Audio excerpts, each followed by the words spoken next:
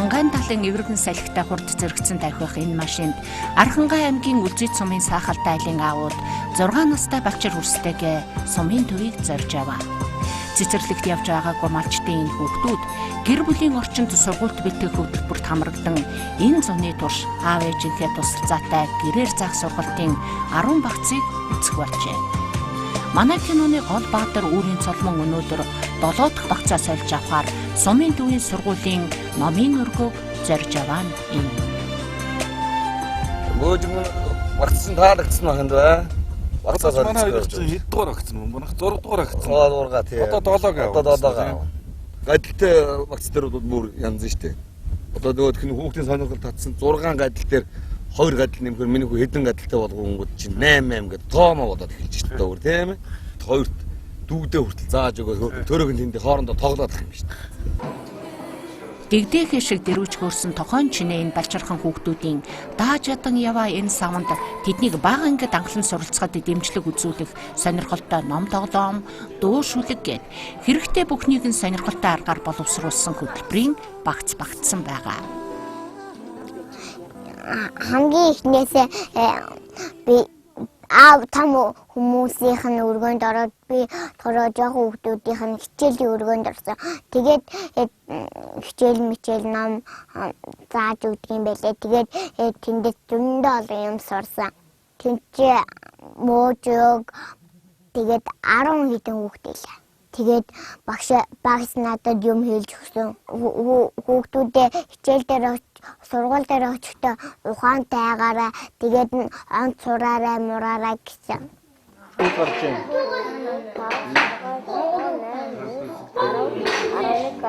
13. Долоодоор 3-ын өвтөр хэд вүлээ?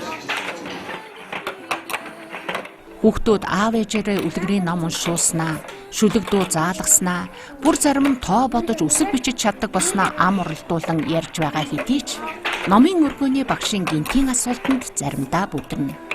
Юмыг хурдан хүлээн авч хурдан мартах гин томоогүй энэ Балчир үрсийн залуухан аав ээжид ч ур чадвартай багш нарын ухаалаг зөвлөгөө тус болж хичээлээс хичээлд туршлагатай болж байгаагаа өөр хоорондоо ярьж зөвлөн дараагийн шинэ багцын хичээлийг түрүүчийнхээс юугаараа өөр болгож сонирхон бас хүүхдүүдийнхээ сурах гэсэн урам зоригт баярлсан сэтгэл нь хугацаа хожиж хурдан заахыг найруулна.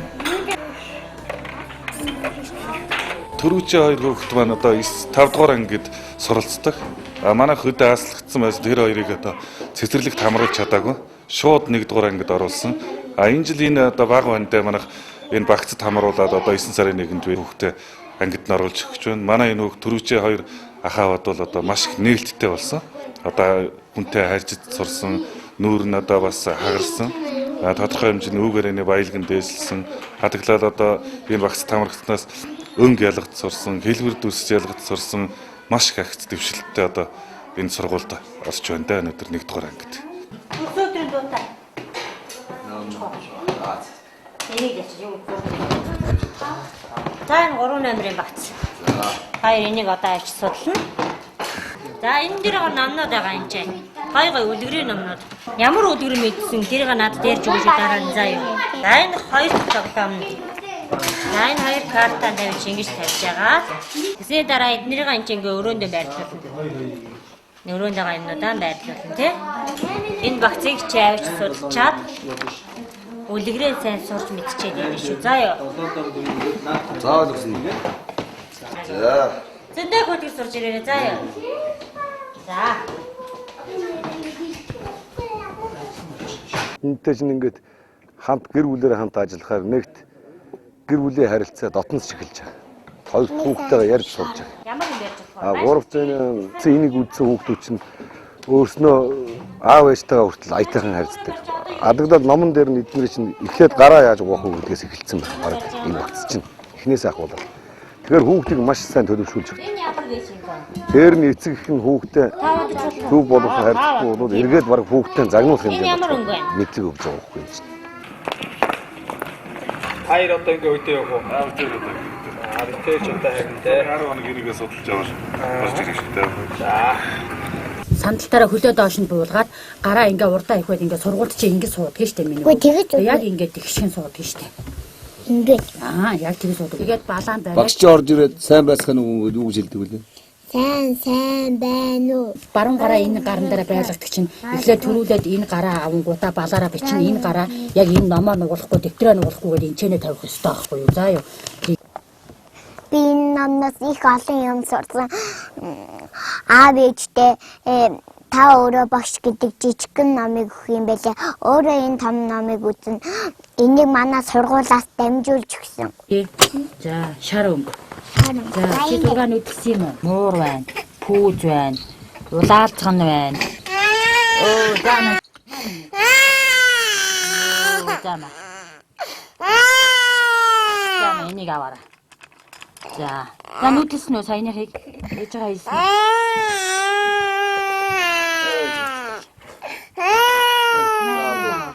Энд чинь заан байхгүй юу? Тий. Одоо ногоо бац. Тэгдэг багц дөө.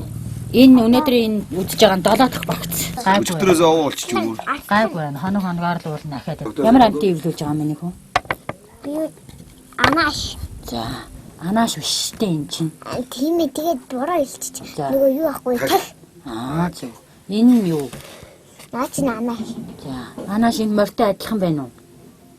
Анааш юугаараа морьноос өөр байна? Хүзүүгээрээ. Хүзүү нурт байгаа үстэй тий. Манай ээж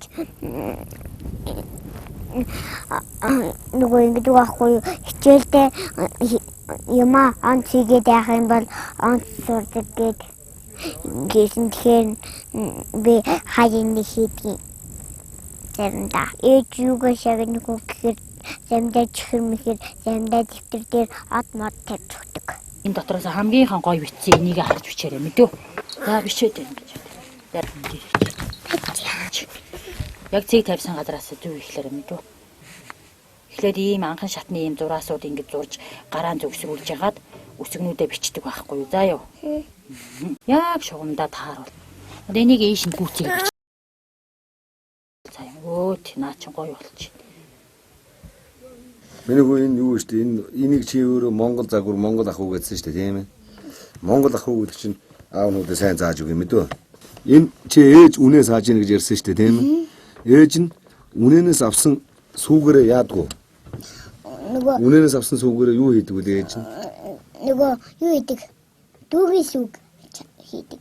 Дүүгийн сүүг хийн. За өөр заяа хөөрүүлээд яадаг үлээ. хөөрүүлээд уудаг. Тэгээд миний хүү уудаг тийм ээ. Самраад өглөө загсаагаад өрмийн яадаг уу? Өрмийн авдаг. Аавхан сайн ярьдаг чи ингээл тэр чигээрэл Монгол ах уу. Ээжээ сундахад тоссон эстэй шороо. Ээрч чарлан мэгшгэд цуурай болгон дамжуулсан их нутгийн улс. Балчир оюуныг нь тэлсэн багын чулуун тоглоомуудаа орхин эрдмийн их хаянд мордох их нүүдэлд хөл хөөрцгөлөн байгаа үүрийн цолмонгийн дараагийн буухөртөө сумын төв. Мэмнээсэж гараагүй шахан бяцхан охиноо халуун дулаан гэрийн орчинд сурах гэсэн аав ээжийн халуун хайр. Аавын гэрийн бүрээ арцны чулуутай нүлдээгээд ийхүү нүлээ.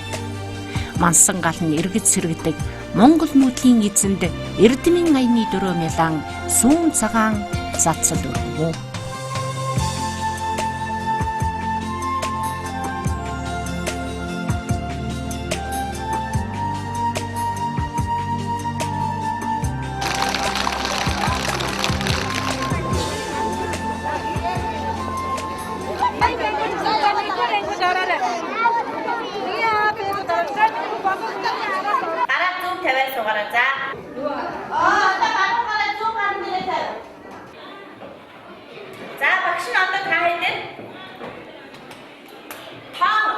Нэвлүүлэн заяа.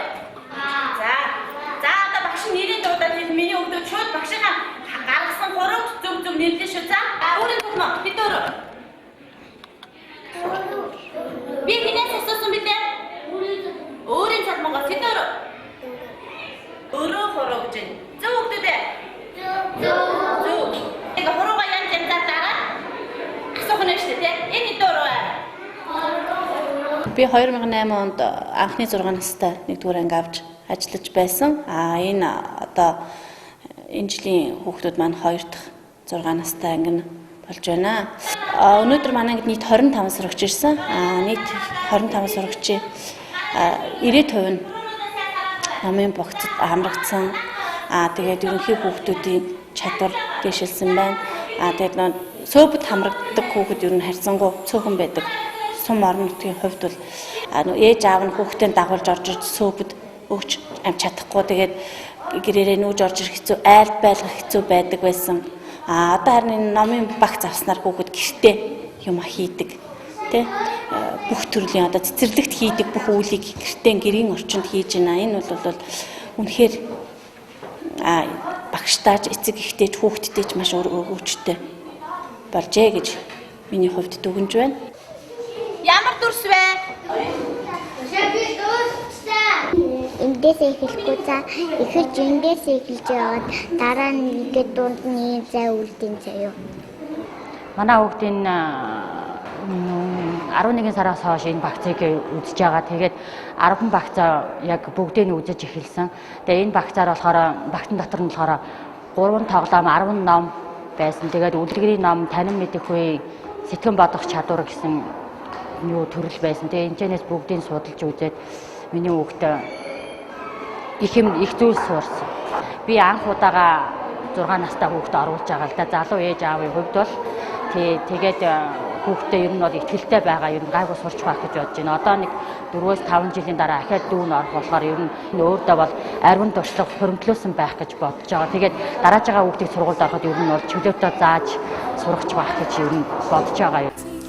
Гэр бүлийн орчинд сургуульд бэлтгэх хөтөлбөрт хамрагдсан хүүхдүүд сурах чадвар эзэмшээгүй хүүхдүүдийн хооронд ямар ялгаа байна вэ? Хинтэнд хэрхэн яаж ажиллах вэ гэдгээ багш хичээлийн явцад мэдэж авлаа.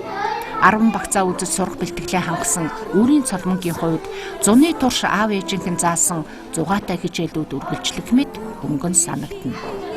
Ийхүү эцэг эхийн тусламжтай хүүхдийг гэр бүлийн орчинд сургуульд бэлтгэх аргыг дурссан анхны эхлэл үр дүнгээ өглөө. 2014-өөс 15 оны хичээлийн жилд сургуульд суралцах 6 настай нийт 87 хүүхэд байгаагаас сургуулийн өмнөх боловсрол буюу цэцэрлэгт 44 хүүхэд хамрагдсан байдгийг. За үлдсэн 43 хүүхэд нь бол одоо алс хөдөө аав ээж нь мал малж амьдардаг учраас цэцэрлэгт одоо суралцах боломжгүй ийм хүүхдүүд байгаа.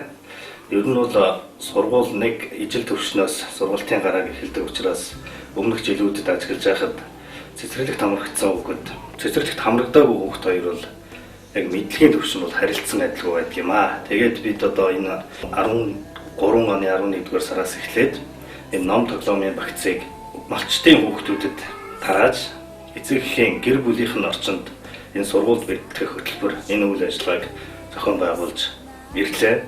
За энэ ном тоглоомын багцыг тарааж ашиглуулах явцын болон акцийн үнэлгээ хийхэд цэцэрлэгийн хүүхэд, цэцэрлэгт амрагдаагүй хүүхэд хоёрын мэдлэг, чадварын одоо төвшин бол нэг ижил төвшөнд орж ирж байна. За өмнө жилүүдэд цэцэрлэгт амрагдаагүй хүүхдүүд сургуульд орж ирэхэд сургалтаас хоцорсноор сургууль завсардах гэх мэт одоо сөрөг үзэгдлүүд гарч байсан бол энэ хичээлийн жилээс энэ одоо сөрөг үзэгдлүүд бол гарахаа боллоо.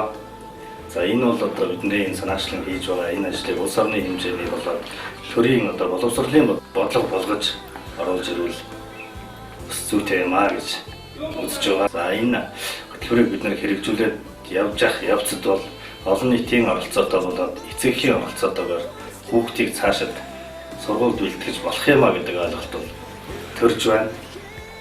Ер нь бол энэ хөтөлбөрийг зааш хэрэгжүүлэхэд өдөөний хүүхдүүдийн сурч боловсрох, чанартай боловсрол эзэмших, чанартай сурах нөхцөл бололцоо одоо бүрэн дүүрэн хангагдах юм а гэж үзэж байгаамаа. Японы хүүхдийн ивэх сангийн Монгол дахь хөтөлбөр нь боловсрол шинжилх ухааны яамтай хамтран Дэлхийн банкны итгэлцлийн сан болох Японы нийгмийн хөгжлийн сангаас санхүүжилттэй алслагдсан хөдөөгийн малчтын хүүхдүүдийн бага боловсролын үр дүнг сайжруулах төслийг 2012 оны 6 дугаар сараас Ар хангай, Дорнод, Өвөр хангай болон Сүхбаатар аймгийн 30 сумд эцэг эх, иргэд, олон нийтийн оролцоотой орон нутгийн захиргаа боловсролын байгууллагын дэмжлэгтэйгээр амжилттай хэрэгжүүлж байна. Тус төслийн шинэлэг санаачлагуудын нэг нь малчтын хүүхдэд зориулсан сургуульд бэлтгэх хөтөлбөр юм а. Уг хөтөлбөрийн дагуу сургуулийн өмнөх боловсролд хамрагдах боломжгүй малчин өрхийн хүүхдүүд гэр бүлдээ сургуульд бэлтгэгдэх боломжтой болж, залуу эцэг эхчүүд сургуулийн өмнөх боловсролтой дүүхийц мэдлэг, ур чадварыг хүүхэд дээн олгож, хүүхдийнхээ боловсролд үнэтэй хувь нэмэр оруулж байгааг энэхүү түүх өгүүлж байна. Энэ бүхнээс харахад уг хөтөлбөрийг цаашид улс орон даяар түгээн дэлгэрүүлснээр алслагдсан хөдөөгийн хүүхдүүд малчны хотгондоо сургуульд амжилттай бэлтгэгдэж, сургуульд ямар нэгэн хүндрэлгүйгээр элсэн суралцах боломжтой болж байгааг харуулж байна.